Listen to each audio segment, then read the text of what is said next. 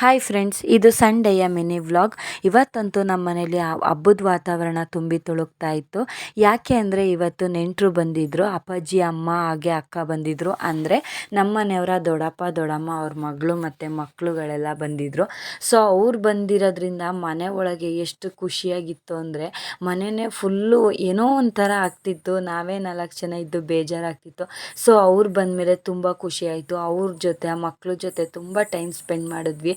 ಇವತ್ತಿನ ದಿನ ಅಂತೂ ಹೇಗೆ ಕಳೆದ್ವಿ ಅಂತಲೇ ಗೊತ್ತಾಗಲಿಲ್ಲ. ಅವ್ರ ಜೊತೆ ಊಟ, ಅವ್ರ ಜೊತೆ ಮಾತು ಕತೆ ಎಲ್ಲ ತುಂಬ ಚೆನ್ನಾಗಿತ್ತು. ನನಗಂತೂ ತುಂಬ ಖುಷಿ ಆಯಿತು. ನನ್ನ ಮಗಳು ಸಮೀಕ್ಷಾ ಅಂತೂ ತುಂಬ ಹಿಂಸೆ ಮಾಡಿದ್ಲು, ಇರಿಯತ್ತೆ ಅಂತ. ಆದರೆ ಅವ್ರಿಗೂ ಡ್ಯೂಟಿ ಸ್ಕೂಲ್ ಇರೋದ್ರಿಂದ ಅವ್ರಿಗೆ ಇರೋಕ್ಕಾಗಲಿಲ್ಲ. ಸೊ ಹಾಗಾಗಿ ಅವರು ಹೊರಟ್ರು. ಅವ್ರು ಹೋದ್ಮೇಲಂತೂ ಸಿಕ್ಕಾಬಟ್ಟೆ ಬೇಜಾರಾಯಿತು. ಹೋದ್ಮೇಲೆ ಸ್ವಲ್ಪ ಹೊತ್ತು ಹಾಗೆ ಕೂತ್ಕೊಂಡು ನೆಕ್ಸ್ಟ್ ಅಡುಗೆ ಮನೆಗೆ ಬಂದೆ. ಅಡುಗೆ ಮನೇಲಿ ಸ್ವಲ್ಪ ಇಡ್ಲಿಗೆಲ್ಲ ನೆನೆ ಹಾಕಿದ್ದೆ ನಾಳೆ ಟಿಫನಿಗೋಸ್ಕರ. ಸೊ ಅದನ್ನೆಲ್ಲ ರುಬ್ಬಿ ಎಲ್ಲ ಎತ್ತಿಟ್ಟೆ.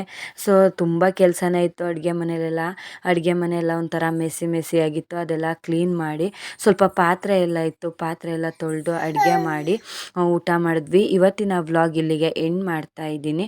ಮತ್ತೊಂದು ವಿಡಿಯೋದೊಂದಿಗೆ ಸಿಗ್ತೀನಿ. ಬಾಯ್. ಕಳೆದುಕೊಳ್ಳುವುದು ತುಂಬ ಸುಲಭ, ಆದರೆ ಸಂಪಾದಿಸುವುದು ತುಂಬ ಕಷ್ಟ.